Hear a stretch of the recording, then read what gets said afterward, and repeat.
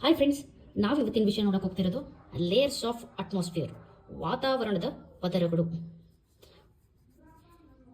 ವಾತಾವರಣದ ಪದರಗಳನ್ನು ನಾವು 5 ರೀತಿಯಾಗಿ ವಿಂಗಡಿಸ್ತೀವಿ. ಒಂದನೇದು ಟ್ರೋಪೋಸ್ಫಿಯರ್, ಸ್ಟ್ರಾಟೋಸ್ಫಿಯರ್, ಮೆಸೋಸ್ಫಿಯರ್, ಥರ್ಮೋಸ್ಫಿಯರ್, ಎಕ್ಸೋಸ್ಫಿಯರ್. ಕನ್ನಡದಲ್ಲಿ ಟ್ರೋಪೋಸ್ಫಿಯರ್ ಅನ್ನ ಪರಿವರ್ತನಾ ಮಂಡಲ ಅಂತ ಕರೆದರೆ, ಸ್ಟ್ರಾಟೋಸ್ಫಿಯರ್ ಅನ್ನ ಸಮೋಷ್ಣ ಮಂಡಲ, ಮೆಸೋಸ್ಫಿಯರ್ ಅನ್ನ ಮಧ್ಯಂತರ ಮಂಡಲ, ಥರ್ಮೋಸ್ಫಿಯರ್ ಅನ್ನ ಉಷ್ಣತಾ ಮಂಡಲ, ಎಕ್ಸೋಸ್ಫಿಯರ್ ಅನ್ನ ಬಾಹ್ಯ ಮಂಡಲ ಅಂತ ಹೇಳಿ ಕರಿತೀವಿ. 5 ರೀತಿಯಾಗಿ ವಿಂಗಡಿಸ್ತೀವಿ. ದೃಷ್ಟಿಯಿಂದ ಇವುಗಳ ಎತ್ತರ ಅತ್ಯಂತ ಮುಖ್ಯವಾಗಿರ್ತಕ್ಕಂಥದ್ದು. Troposphere 0ದಿಂದ 18 kilometre ಎತ್ತರದಲ್ಲಿರುತ್ತೆ. ಇದು ಭೂಮಿಯ ಧ್ರುವ ಪ್ರದೇಶಗಳಲ್ಲಿ 8 ಕಿಲೋಮೀಟರ್ ಎತ್ತರವಾಗಿದ್ದರೆ, ಮಧ್ಯಂತರದಲ್ಲಿ 18 ಕಿಲೋಮೀಟರ್ ಎತ್ತರವಾಗಿರುತ್ತೆ. ಹಾಗೂ ಸ್ಟ್ರಾಟೋಸ್ಫಿಯರ್ 18 ಕಿಲೋಮೀಟರ್ನಿಂದ 50 ಕಿಲೋಮೀಟರ್ ಎತ್ತರವಾಗಿರುತ್ತೆ. ಇದು 18 kilometre, 0 to 18. ಮೆಸೋಸ್ಫಿಯರ್ 50ರಿಂದ 85 kilometre. Thermosphere 85ರಿಂದ 700 kilometre.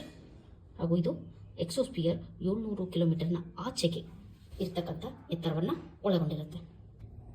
ಈ ಪದರದ ವಿಶೇಷತೆಗಳನ್ನು ನೋಡೋದಾದ್ರೆ, ಒಂದನೇದು ಟ್ರೋಪೋಸ್ಫಿಯರ್ ಪರಿವರ್ತನಾ ಮಂಡಲವು ಹೆಸರೇ ಸೂಚಿಸಂಗೆ ವಾತಾವರಣದಲ್ಲಿ ಪರಿವರ್ತನೆಗಳಾಗ್ತಾ ಹೋಗುತ್ತೆ. ಇದು ಉಷ್ಣತೆಯನ್ನು ಒಳಗೊಂಡಿರುತ್ತೆ. ಮಳೆ, ಗಾಳಿ,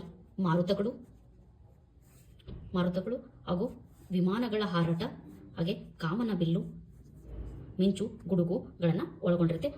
ಮನುಷ್ಯ ಬದುಕೋಕೆ ಯೋಗ್ಯವಾಗಿರ್ತಕ್ಕಂತಹ ಒಂದು ವಲಯ ಯಾವುದು ಅಂತಂದ್ರೆ ಟ್ರೋಪೋಸ್ಫಿಯರ್ ಪರಿವರ್ತನಾ ಮಂಡಲ ಆಗಿರುತ್ತೆ. ಎರಡನೇ ಪದರ ಸ್ಟ್ರಾಟೋಸ್ಫಿಯರ್ ಸಮೋಷ್ಣ ಮಂಡಲ. ಹೆಸರೇ ಸೂಚಿಸಂಗೆ ಸಮ ಉಷ್ಣಗಳನ್ನ ಒಳಗೊಂಡಿರುತ್ತೆ. ಅದರಲ್ಲಿ ಇದು ಜೆಟ್ ವಿಮಾನಗಳ ಹಾರಾಟಕ್ಕೆ ಅತ್ಯಂತ ಅನುಕೂಲವಾಗಿರ್ತಕ್ಕಂತಹ ಪ್ರದೇಶ. ಸ್ಟ್ರಾಟೋಸ್ಫಿಯರ್ ನಲ್ಲಿ O3 ಅಂದ್ರೆ ಓಝೋನ್ ಒಳಗೊಂಡಿರುತ್ತೆ. ಇದು O3 ಅಲ್ಟ್ರಾ ವೈಲೆಟ್ ಕಿರಣಗಳನ್ನ ಹೀರ್ಕೊಳ್ಳುವಂತ ಒಂದು ಪದರ ಆಗಿರ್ತಕ್ಕಂಥದ್ದು. ಅಂದ್ರೆ ನೇರಳಾತೀತ ಕಿರಣಗಳನ್ನು ಹೀರಿಕೊಳ್ಳುತ್ತೆ. ಇದು ಮನುಷ್ಯನಿಗೆ ಅತ್ಯಂತ ಪರಿಣಾಮಕಾರಿಯಾಗಿರ್ತಕ್ಕಂತಹ ಒಂದು ಕಿರಣ ಆಗಿದೆ. ಇದರಿಂದ ಈ O3 ಕಿರಣಗಳಿಂದ ನಮಗೆ ಚರ್ಮ ರೋಗದಂತಹ ಸಮಸ್ಯೆಗಳಿಂದ ನಮಗೆ ಏನ್ ಮಾಡುತ್ತೆ, ರಕ್ಷಣೆಯನ್ನ ನೀಡುತ್ತೆ. ಮೂರನೇ ವಲಯ ಮೆಸೋಸ್ಫಿಯರ್. ಇದು ಮಧ್ಯಂತರ ವಲಯ ಆಗಿರುತ್ತೆ. ಇಲ್ಲಿ ಉಷ್ಣಾಂಶ -80 ಡಿಗ್ರಿ ಟು 100 ಡಿಗ್ರಿ ಇರುತ್ತೆ. ಅಂದ್ರೆ ಅತ್ಯಂತ ತಂಪಾಗಿರ್ತಕ್ಕಂತಹ ಪ್ರದೇಶ ಮೆಸೋಸ್ಫಿಯರ್ ಆಗಿರುತ್ತೆ. ಥರ್ಮೋಸ್ಫಿಯರ್ ನಿಂದ ಬರ್ತಕ್ಕಂಥ ಉಲ್ಕೆಗಳನ್ನ ಮೆಸೋಸ್ಫಿಯರ್ ಏನಾಗುತ್ತೆ, ತಡೆಯುತ್ತೆ, ಅಂದ್ರೆ ಕರಗಿಸುತ್ತೆ.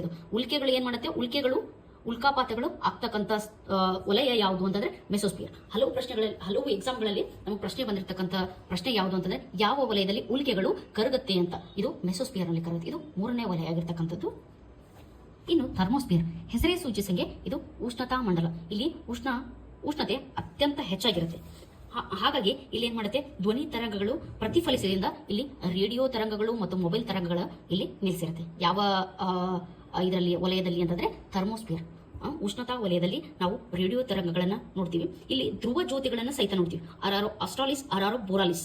ಹಾಗಂದ್ರೆ ಏನು ಅಂತದನ್ನ ನೋಡೋಣ. ಅರಾರೋ ಬೋರಾಲಿಸ್ ಧ್ರುವ ಜ್ಯೋತಿಗಳಲ್ಲಿ 2 ಧ್ರುವ ಜ್ಯೋತಿಗಳನ್ನ ನಾವು ನೋಡ್ತೀವಿ. ಒಂದನೇದು ಧ್ರುವ ಜ್ಯೋತಿಗಳಲ್ಲಿ 2 ಧ್ರುವ ಜ್ಯೋತಿಗಳು. ಒಂದನೇದು ಅರಾರೋ ಬೋರಾಲಿಸ್.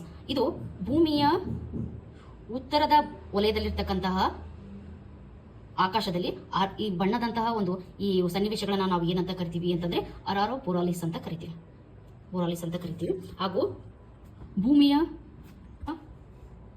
ದಕ್ಷಿಣ ಧ್ರುವದಲ್ಲಿ ಕಂಡುಬರ್ತಕ್ಕಂತಹ ಧ್ರುವ ಜ್ಯೋತಿಯನ್ನ ಏನಂತ ಕರಿತೀವಿ ಅಂತಂದ್ರೆ ಅರಾರೋ ಆಸ್ಟ್ರಾಲಿಸ್ ಅಂತ ಹೇಳಿ ನಾವು ಕರಿತೀವಿ. ಗೊತ್ತಾಯ್ತು ಫ್ರೆಂಡ್ಸ್, ನಮಗೆ ಧ್ರುವ ಜ್ಯೋತಿಗಳು ಕಂಡುಬರುವ ವಲಯ ಯಾವುದು ಅಂತಂದ್ರೆ ಅದು ಥರ್ಮೋಸ್ಫಿಯರ್. ಯಾವ ವಲಯ? ಥರ್ಮೋಸ್ಫಿಯರ್ಗಳಲ್ಲಿ ನಾವು ಧ್ರುವ ಜ್ಯೋತಿಗಳನ್ನು ನೋಡ್ತೀವಿ. ಧ್ರುವ ಜ್ಯೋತಿಗಳಲ್ಲಿ ನಾವು 2 ರೀತಿ ವಿಂಗಡಿಸ್ತೀವಿ. ಒಂದು ಅರಾರೋ ಆಸ್ಟ್ರಾಲಿಸ್, ಅರಾರೋ ಬೋರಾಲಿಸ್. ಅರಾರೋ ಬೋರಾಲಿಸ್ ಉತ್ತರ ವಲಯದಲ್ಲಿದ್ದರೆ, ಅರಾರೋ ಆಸ್ಟ್ರಾಲಿಸ್ ದಕ್ಷಿಣ ವಲಯದಲ್ಲಿ ನಾವು ಕಂಡುಬರೋದನ್ನ ನೋಡ್ತೀವಿ. ಇನ್ನು ಕೊನೆಯ ಪದರ ಎಕ್ಸೋಸ್ಫಿಯರ್. ಇದನ್ನ ನಾವು ಬಾಹ್ಯ ವಲಯ ಅಂತ ಕರಿತೀವಿ. ಇದು 700 ಕಿಲೋಮೀಟರ್ದಿಂದ ಎತ್ತರವಾಗಿದೆ. ಇಲ್ಲಿ 10,000 ಅಂತ ಕೊಟ್ಟಿದೆ, ತಪ್ಪು. ಇದು 700ರಿಂದ 1000 ಕಿಲೋಮೀಟರ್ ಎತ್ತರದಲ್ಲಿದೆ. ಈ ಎಕ್ಸೋಸ್ಫಿಯರ್ನ ನಂತರವಾಗಿ ಕಂಡುಬರುವ ವಲಯವನ್ನು ನಾವು ಏನಂತ ಕರಿತೀವಿ? ಕಾಂತತ್ವ ವಲಯ ಅಂತ ಕರಿತೀವಿ. ಎಕ್ಸೋಸ್ಫಿಯರ್ನ ನಂತರ ಕಂಡುಬರ್ತಕ್ಕಂಥ ವಲಯನ ಕಾಂತತ್ವ ವಲಯ ಅಂತ ಕರಿತೀವಿ. ಇಲ್ಲಿ ಏನಾಗುತ್ತೆ, ಗುರುತ್ವ ಬಲವು ಅತ್ಯಂತ ಕಡಿಮೆ ಆಗಿರುತ್ತೆ. ಗುರುತ್ವ ಬಲವು ಯಾವ ವಲಯದಲ್ಲಿ ಅತ್ಯಂತ ಕಡಿಮೆ ಇರುತ್ತೆ ಅಂತಂದ್ರೆ ಇದು ಬಾಹ್ಯ ವಲಯ. ಎಕ್ಸೋಸ್ಫಿಯರ್ ಅಲ್ಲಿ ಅತ್ಯಂತ ಕಡಿಮೆ ಇರೋದನ್ನು ನಾವು ನೋಡ್ತೀವಿ. ಟ್ರೋಪೋಪಾಸ್ ಎನ್ನುವುದು ಥರ್ಮೋಸ್ಫಿಯರ್ ಮತ್ತು ಸ್ಟ್ರಾಟೋಸ್ಫಿಯರ್ನ ನಡುವಿನ ಒಂದು ವಿರಾಮ ವಲಯ ಆಗಿರುತ್ತೆ. ಟ್ರೋಪೋಪಾಸ್ ಎಲ್ಲಿ ಕಂಡುಬರುತ್ತೆ ಅಂತಂದ್ರೆ ಸ್ಟ್ರಾಟೋಸ್ಫಿಯರ್ ಮತ್ತು ಟ್ರೋಪೋಸ್ಫಿಯರ್ನ ಮಧ್ಯದಲ್ಲಿ ಕಂಡುಬರುತ್ತೆ. ಅದೇ ರೀತಿಯಾಗಿ ಸ್ಟ್ರಾಟೋಸ್ಫಿಯರ್ ಮತ್ತು ಮೆಸೋಸ್ಫಿಯರ್ನ ನಡುವೆ ಸ್ಟ್ರಾಟೋಪಾಸ್ ಅನ್ನು ನೋಡ್ತೀವಿ. ಸ್ಟ್ರಾಟೋಪಾಸ್ ಅನ್ನು ನಾವು ಮೆಸೋಸ್ಫಿಯರ್ ಮತ್ತು ಸ್ಟ್ರಾಟೋಸ್ಫಿಯರ್ನ ನಡುವೆ ನಾವು ನೋಡ್ತೀವಿ. ಅದೇ ರೀತಿ ಮೆಸೋಪಾಸ್ ಮೆಸೋಪಾಸ್ ಅನ್ನು ನಾವು ಮೆಸೋಸ್ಪಿಯರ್ ಮತ್ತು ಥರ್ಮೋಸ್ಪಿಯರ್ ನಡುವೆ ನಾವು ನೋಡ್ತೀವಿ. ಅದೇ ರೀತಿ ಥರ್ಮೋಪಾಸ್ ಎಕ್ಸೋಸ್ಪಿಯರ್ ಮತ್ತು ಥರ್ಮೋಸ್ಪಿಯರ್ ನಡುವೆ ಥರ್ಮೋಪಾಸ್ ಅನ್ನು ನೋಡ್ತೀವಿ. ಪಾಸ್ ಅಂತಂದ್ರೆ ನಾವು ಏನಂತ ಕನ್ನಡದಲ್ಲಿ ಅರ್ಥ ಅಂದ್ರೆ ವಿರಾಮ. ಆ ಪಾಸ್ ಅಂತಂದ್ರೆ ಅವು ಎರಡು ವಲಯಗಳ ನಡುವೆ ಆಗಿರ್ತಕ್ಕಂತಹ ಒಂದು ಮಂಡಲವನ್ನ ನಾವು ಪಾಸ್ ಅಂತ ಕರಿತೀವಿ. ಅದೇ ರೀತಿ ಸ್ಟ್ರಾಟೋಸ್ಪಿಯರ್ ಫ್ರೆಂಡ್ಸ್ ನಾವು ನೋಡಿದ ಹಾಗೆ ಟ್ರೋಪೋಸ್ಪಿಯರ್ ಮತ್ತು ಸ್ಟ್ರಾಟೋಸ್ಪಿಯರ್ ನಡುವೆ ಟ್ರೋಪೋಪಾಸ್, ಮೆಸೋಸ್ಪಿಯರ್ ಮತ್ತು ಸ್ಟ್ರಾಟೋಸ್ಪಿಯರ್ ನಡುವೆ ಸ್ಟ್ರಾಟೋಪಾಸ್, ಥರ್ಮೋಸ್ಪಿಯರ್ ಮತ್ತು ಮೆಸೋಸ್ಪಿಯರ್ ನಡುವೆ ಮೆಸೋಪಾಸ್, ಹಾಗೆ ಎಕ್ಸೋಸ್ಪಿಯರ್ ಮತ್ತು ಥರ್ಮೋಸ್ಪಿಯರ್ ನಡುವೆ ಥರ್ಮೋಪಾಸ್ ಅನ್ನು ನಾವು ನೋಡ್ತಾ ಹೋಗ್ತೀವಿ. ಕೊನೆಯದಾಗಿ ಫ್ರೆಂಡ್ಸ್, ಈ ಲೇಯರ್ಸ್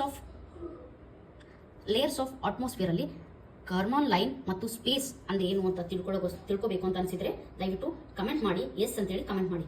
ಹಾಗೆ ವಿಡಿಯೋ ಇಷ್ಟ ಆದರೆ ಕಮೆಂಟ್, ಲೈಕ್, ಶೇರ್ ಮತ್ತು ಸಬ್ಸ್ಕ್ರೈಬ್ ಮಾಡಿ. Thank you.